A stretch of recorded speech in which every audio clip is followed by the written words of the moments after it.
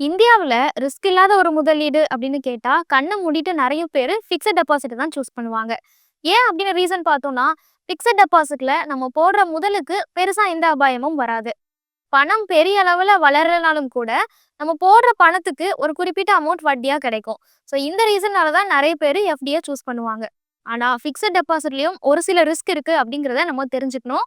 அது மட்டும் இல்லாம, நீங்க எஃப்டி போடுறீங்க அப்படின்னா, அதுலயும் குறிப்பா லாங் டெர்ம்க்கு போடுறீங்க அப்படின்னா, அந்த வங்கிய நீங்க எப்படி சூஸ் பண்ணணும்? அத எப்படி நீங்க என்னென்ன விஷயங்கள்லாம் இருக்கா அப்படின்னு அனலைஸ் பண்ணணும் அப்படிங்கிறது தான் இந்த வீடியோல டீட்டெயிலா பேசப் போறோம். முதல்ல ஃபினான்ஷியல் எக்ஸ்பர்ட்ஸ்லாம் என்ன சொல்றாங்கன்னா, நீங்க எஃப்டி போடணும், அதுவும் லாங் டெர்ம்க்கு எஃப்டி போடணும் அப்படின்னு முடிவு பண்ணிட்டீங்கன்னா, முடிஞ்ச அளவுக்கு ஒரு நேஷனலைஸ்டு பேங்க்ல, அதாவது பப்ளிக் செக்டர் பேங்க்லயோ, இல்ல ஒரு பிரைவேட் பேங்க்லயோ எஃப்டி போடுறது ஒரு நல்ல விஷயமா இருக்கும். ஒரு என்பிஎஃப்சிலயோ, இல்ல சிறிய நிதி நிறுவனங்கள்லயோ, அது இல்லாம நீங்க கோஆப்பரேட்டிவ் பேங்க்ஸ்லயோ போடுறத லாங் டெர்ம்க்கு போடுறத தவிர்க்கலாம் அப்படின்னு சொல்றாங்க.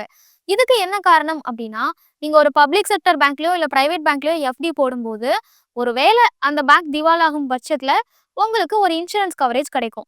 அது என்ன அப்படின்னா, deposit insurance and credit guarantee corporation DAGCC அப்படின்னு சொல்லுவாங்க. ஆர்பிஐனுடைய அறிவுறுத்தலின்படி நம்ம போடுற எஃப்டி அமௌண்ட்டுக்கு அதிகபட்சமா 5,00,000 வரைக்கும் இன்சூரன்ஸ் கவரேஜ் தருவாங்க. இதுல இன்னொரு சின்ன சிக்கல் என்ன அப்படின்னா, அதிகபட்சமா நீங்க 1,00,00,000 எஃப்டி போட்டிருந்தாலும் சரி, இல்ல ஒரு 10,00,000 எஃப்டி போட்டிருந்தாலும் சரி, அந்த பேங்க் திவால் ஆகும்போது உங்களுக்கு 5,00,000 தான் கையில கிடைக்கும். அதுக்கு மேல ஒரு பைசா கூட கிடைக்காது. ஸோ இதுதான் இவங்களோட ரூல்ஸ். ஆனா அந்த 5,00,000த்துக்காவது கேரண்டி இருக்குல்ல, அதுக்காக இந்த மாரி பப்ளிக் செக்டார் பேங்க்லயோ, இல்ல பிரைவேட் பேங்க்லயோ நீங்க எஃப்டி போடலாம் அப்படின்னு சொல்றாங்க. நீங்க ஒரு ஒரு சின்ன ஃபினான்ஸ் நிறுவனத்துல போயிட்டு லாங் டெர்ம்க்கு எஃப்டி போடுறீங்க. அந்த நிறுவனம் திவால் ஆயிருச்சு அப்படின்னா, அதுக்கு இந்த இன்சூரன்ஸ் ஸ்கீம் அப்ளிகபிள் ஆகாது. அதனால உங்களோட பணத்துக்கு எந்த ஒரு கேரண்டியுமே இல்லாம போயிரும். ஸோ இந்த காரணத்தினால தான் நீங்க ஒரு நேஷனலைஸ்டு பேங்க்க, இல்ல ஒரு பிரைவேட் பேங்க்க சூஸ் பண்ணணும் அப்படின்னு எக்ஸ்பர்ட்ஸ் எல்லாம் சொல்றாங்க. சரி, நீங்க ஒரு குறுகிய காலத்துக்கு தான் முதலீடு செய்ய போறீங்க. ஒரு 6 மாசம், ஒரு 8 மாசம் இந்த டென்யூர்ல முதலீடு செய்றீங்க. அதுக்காக நான் வந்து ஒரு நிதி நிறுவனத்துல போய் போடுறேன். ஏன்னா அவங்க நெறைய வட்டி தராங்க அப்படின்னா, முடிஞ்ச அளவுக்கு அத தவிர்க்க பாருங்க. இல்ல அதுல தான் போட்டே ஆகணும் அப்படின்னு முடிவு பண்ணிட்டீங்கன்னா, நீங்க எந்த நிறுவனத்த சூஸ் பண்றீங்க அப்படிங்கிறதுல இன்னும் தெளிவா இருங்க. அந்த நிறுவனத்துல நீங்க என்னெல்லாம் செக் பண்ணணும் அப்படிங்கிறத இப்ப சொல்றேன். முதல்ல CRISIL அப்படின்னு சொல்லுவாங்க. அதாவது credit rating information service of India limited அப்படின்னு சொல்லுவாங்க. இவங்களோட ரேட்டிங்கின் அடிப்படையில தான் நீங்க உங்களோட அந்த நிதி நிறுவனத்த சூஸ் பண்ணணும். இவங்க டிஃபரெண்ட் டைப்ஸ் ஆஃப் ரேட்டிங் குடுப்பாங்க. நீங்க சூஸ் பண்ணும்போது அந்த நிறுவனத்துக்கு ஏஏஏ அதாவது ட்ரிபிள் ஏ ரேட்டிங் இருக்கணும். அப்படி இல்லன்னா AA+ அப்படிங்கிற ரேட்டிங் இருக்கணும். இந்த 2 ரேட்டிங் இருந்ததுன்னா அந்த நிறுவனத்தினுடைய கிரெடிபிலிட்டிய நீங்க கொஞ்சம் நம்பலாம். ஏன்னா ஒரு நிதி நிறுவனத்துல நம்ம இன்வெஸ்ட் பண்றோம் அப்படின்னா, அது திவால் ஆயிருச்சுன்னா நமக்கு தான் அதோட இழப்பு ஏற்படும். அத நீங்க தெரிஞ்சுக்கணும் அப்படின்னா, இதுக்கு முன்னாடி அந்த நிறுவனத்தோட பாஸ்ட் ஹிஸ்டரி எப்படி இருந்திருக்குன்னு தெரிஞ்சுக்கணும். நீங்க ஒரு 10 மாசத்துக்கு போடுறீங்க அப்படின்னா, அடுத்த 10 மாசத்துக்கு அந்த பேங்க் எப்படி செயல்பட போகுது? அவங்களோட டிரான்சாக்ஷன்லாம் எப்படி இருக்கு? அப்படிங்கிறத நம்ம தெரிஞ்சுக்கணும். ஸோ அத தெரிஞ்சுக்கிறதுக்கு இந்த ரேட்டிங்க வச்சு நீங்க ஓரளவு தெரிஞ்சுக்கலாம். இந்த 2 ரேட்டிங் இருந்தது அப்படின்னா, நீங்க கொஞ்சம் நம்பலாம் அந்த நிறுவனத்த. அதுல முதலீடு செய்றதுக்கு கன்சிடர் பண்ணலாம். இப்போ இந்தியால இருக்கக்கூடிய ஒரு சில நிறுவனங்கள் இந்த கிரெடிட் ரேட்டிங்கோட யாரெல்லாம் அப்படின்னு பார்த்தோம்னா, Bajaj finance, Mahindra and Mahindra finance இவங்களுக்கு எல்லாமே ட்ரிபிள் ஏ ரேட்டிங் இருக்கு. அதே மாதிரி ஸ்ரீராம் ஃபைனான்ஸ், சோழமண்டலம் ஃபைனான்ஸ் இவங்களுக்கு எல்லாமே AA+ ரேட்டிங் இருக்கு. இந்தியால இருக்கக்கூடிய இந்த அதிகமான ரேட்டிங் இருக்கக்கூடிய ஒரு சில நிறுவனங்கள் இதுதான். இந்த மாரி ரேட்டிங் இல்லாத ஒரு நிறுவனத்த நீங்க எப்பயுமே சூஸ் பண்ணாதீங்க. அது என்னைக்குமே நமக்கு ரிஸ்க் தான். ஸோ நீங்க எஃப்டி சூஸ் பண்றதுக்கு முன்னாடி பார்க்க வேண்டிய விஷயங்கள் இதுதான். 1 உங்களோட பேங்க்ல இருக்கக்கூடிய அந்த இன்சூரன்ஸ் கவரேஜ் கரெக்ட்டா இருக்கா அப்படிங்கிறத செக் பண்ணுங்க. அப்படி இல்ல ஒரு NBFCல தான் போயிட்டு நீங்க வந்து அ ஒரு எஃப்டி போடுறீங்க அப்படின்னா, கண்டிப்பா இந்த ரேட்டிங்கோட அவங்க இருக்காங்களா அந்த நிறுவனம் அப்படிங்கிறதையும் என்ஷூர் பண்ணுங்க. எஃப்டி போடும்போது நீங்க ஞாபகம் வச்சுக்க வேண்டிய இன்னொரு முக்கியமான விஷயம் என்னன்னா, நீங்க ஃபிக்ஸட் டெபாசிட்ல போட்டு உங்களுக்கு ஒரு வட்டி கிடைக்கும். அந்த வட்டி கண்டிப்பா உங்களுக்கு இன்கம் டாக்ஸோட ரிலேட்டடானது தான். அதுக்கு நீங்க டாக்ஸ் கட்டி தான் ஆகணும். உதாரணத்துக்கு ஒரு கால்குலேஷன் சொல்லணும் அப்படின்னா, ஒரு ஆவரேஜா ஒரு பேங்க்ல 7% உங்களுக்கு வட்டி குடுக்குறாங்க எஃப்டிக்கு அப்படின்னு வச்சுப்போம். அந்த எஃப்டி போடுற நபர் 20% டாக்ஸ் பிராக்கெட்குள்ள வராங்க அப்படின்னா, அவருக்கு கிடைக்கக்கூடிய அந்த 7% வட்டிக்கு அவரு டாக்ஸ் கட்டணும். எவ்வளோ டாக்ஸ் கட்டணும் அப்படின்னா, அப்ராக்ஸிமேட்டா ஒரு 1.5% கிட்ட வரும். ஸோ அவரோட அந்த 7%த்துல 1.5% அப்படிங்கிறத நம்ம கழிச்சிட்டோம்னா, மிச்சம் ஒரு 5.5% கிட்ட அவருக்கு லாபமா, அதாவது இன்ட்ரெஸ்ட்டா வரும்.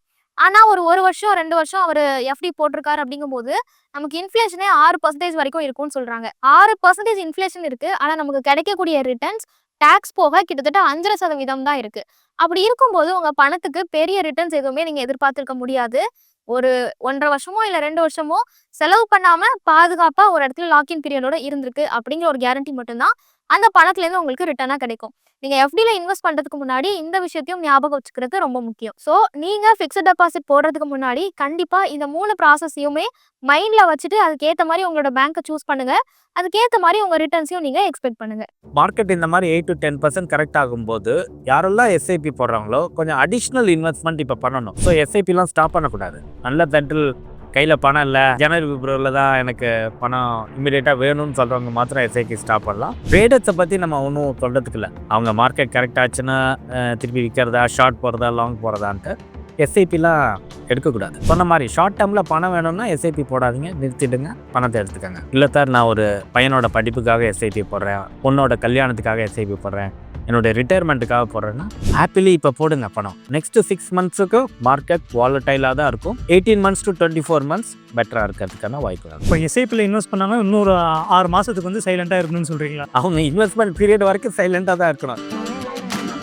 கோல்டு ப்ரைஸ் ஆச்சுன்னா நம்ம கம்மி ஆச்சுன்னா நம்ம என்ன பண்ணுறோம், உடனே போயிட்டு ஜுவல்லரி வாங்குறோம். ஆமாம். ஈக்விட்டி மார்க்கெட்டில் மாத்திரம் தான் ப்ரைஸ் கம்மியாச்சுன்னா போயிட்டு விற்கிறோம். இப்போ வந்து அடுத்த வருஷத்தில் வந்து பார்த்தீங்கன்னா கோல்டில் இன்வெஸ்ட் பண்ணுறது வந்து சரியான முடிவாக இருக்குமா? கோல்டு வந்து லாஸ்ட் 10 years 12 years பார்த்தீங்கன்னா எஃப்டி ரிட்டர்னோட பெட்டராக தான் இருக்கும். மியூச்சுவல் ஃபண்ட்ஸில் முதலீடு பண்ணுங்க, மாதம் எஸ்ஐபி போடுங்க, எஸ்டபிள்யூபியில் நிறைய ரிட்டர்ன்ஸ் கிடைக்கும் அப்படின்னு எல்லாரும் சொல்கிறத கேட்டு குழம்பி போயிருக்கீங்களா? இனிமேல் அந்த கவலையை விடுங்க. பொருளாதாரம் சம்பந்தமான உங்களோட சந்தேகங்கள் எல்லாத்தையும் ஈடி தமிழ் ஆஃபீஸ்க்கே நேரடியாக வந்து எக்ஸ்பர்ட்ஸ் கிட்ட கேட்க முடியும். அதுக்கு நீங்க செய்ய வேண்டியதெல்லாம் உங்களோட பெயர் மற்றும் கான்டாக்ட் நம்பரை ஸ்கிரீன்ல தெரியுற இந்த நம்பருக்கு வாட்ஸ்அப் பண்ணுங்க. நாங்க உங்களை நேரடியாக தொடர்பு கொண்டு மற்ற விவரங்கள் எல்லாம் சொல்லுவோம். உங்க சந்தேகங்களை உங்களுக்கு ஃபேவரட்டான எக்ஸ்பர்ட்ஸ் கிட்ட கேட்குற இந்த ஆப்பர்ச்சுனிட்டியை மிஸ் பண்ணிடாதீங்க.